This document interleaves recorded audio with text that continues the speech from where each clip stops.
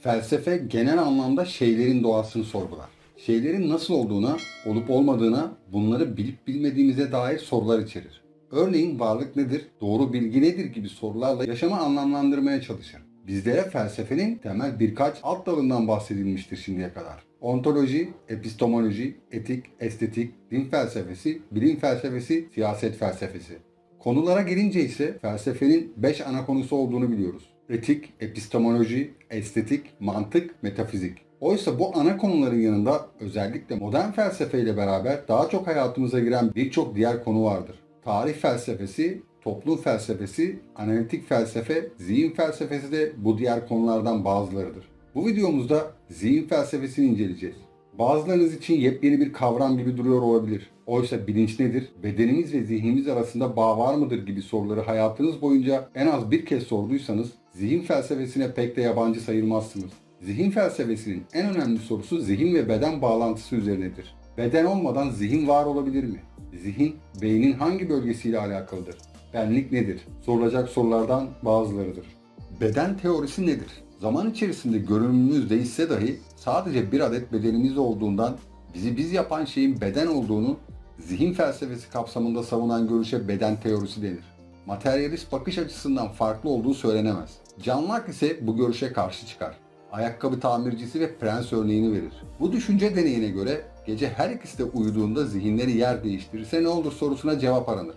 John Locke'a göre ayakkabı tamircisinin yatağında uyanan insan ayakkabı tamircisidir. Fakat o kişi prenstir. Yani buradaki insan ve kişi ayrımı beden ve zihin ayrımıdır. Bizi biz yapan şey zihindir. Anılarımız, hafızamız, geçmişimiz ve bilinçaltımızdır. Öte yandan hafızasını kaybeden bir kimse benliğini mi kaybetmiş olur veya çok küçük yaşlarımızı hatırlamadığımız için o yıllarda bir benliğimiz yok muydu gibi sorularla Locke'ın görüşüne karşı çıkılmıştır. Beden teorisine göre zihin beyinden bağımsız olamaz. Beynimizin bazı bölgeleri zarar gördüğünde, örneğin Alzheimer olan biri onu kendi yapan şeyleri kaybetmiş olur mu? Yani acaba zihin beynin bir kısmı mı? Fakat beynimizi açarsak bilinç diye bir bölge gösterebilir miyiz? İşte tüm bu sorular zihin felsefesinin hala açıklanamayan sorularındandır. 20. yüzyılın başında bilincin bir süreç olduğu tezi ortaya atılmıştır. Yani bilinç bir şey değildir, bir yönelimdir, bir farkındalıktır. Fakat bir noktada 2500 yılı aşkın insan bilinçli bir canlıdır ön kabulü darbe almıştır. Güncel felsefecilerden biri olan ve zihin felsefesi üzerine çalışan Daniel Dennett, bizim aslında sandığımız kadar bilinçli canlılar olmadığımızı, farkında olmadan aslında çokça illüzyon yaratan beyinlere sahip olduğumuzu ileri sürer. Bu bakış açısıyla aslında bilinç diye bir şeyin olmadığını ve beynin nöronlardan ibaret bir çalışma mekanizması olduğunu söyleyebiliriz. Tüm davranışlarımızın geri planındaki mekanizmayı fiziksel boyuta indirebilen görüşe fizikalizm denir. Bu görüşe göre bilinç varsayımı insanın kendisini diğer canlılardan ayırmakta başvurduğu bir yoldur. Bir nevi insanın egosunun bir unsurudur. Modern dönem filozoflarından Derek Parfit, bağlanabilirlik kavramını ortaya atarak benliği açıklamaya çalışır. Yani örneğin birbirine bağlı halkalardan oluşan bir zincir düşünelim. Zincire yeni halkalar ekledikçe başlangıçtan bazı halkaları çıkaralım. Öyle bir an gelecek ki zincirin başlangıçtaki halkalarının hepsi değişmiş olacak ama zincirin boyu hiç kısalmamış olacaktır. Benliğimiz ve zihnimiz de böyledir. Sürekli değişir, yenilenir ama hep vardır. Hiç yok olmaz. Peki bu benliğe imkan veren şey nedir? Benlik dediğimiz şey beyinle ilgili gibi gözükürken beynin hangi bölümüne bağlı olduğunu, hatta bağlı olup olmadığını bilemiyoruz bile.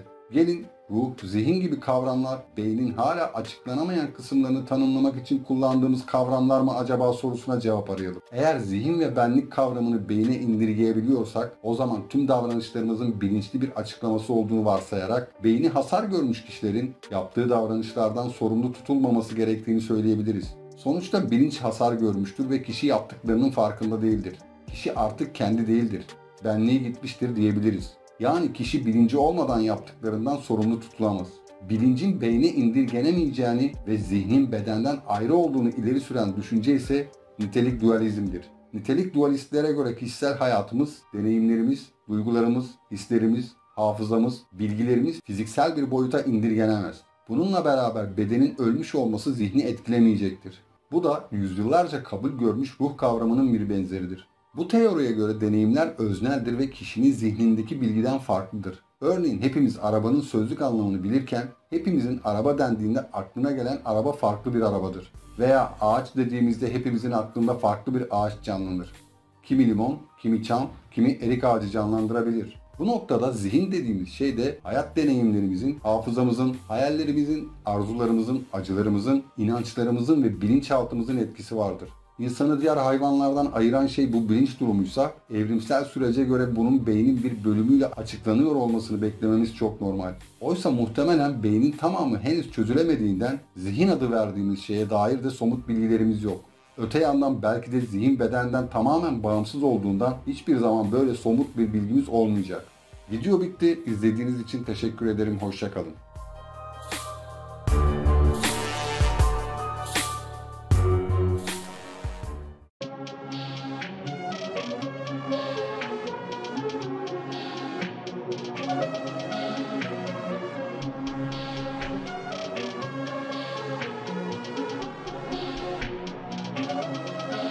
Perfect.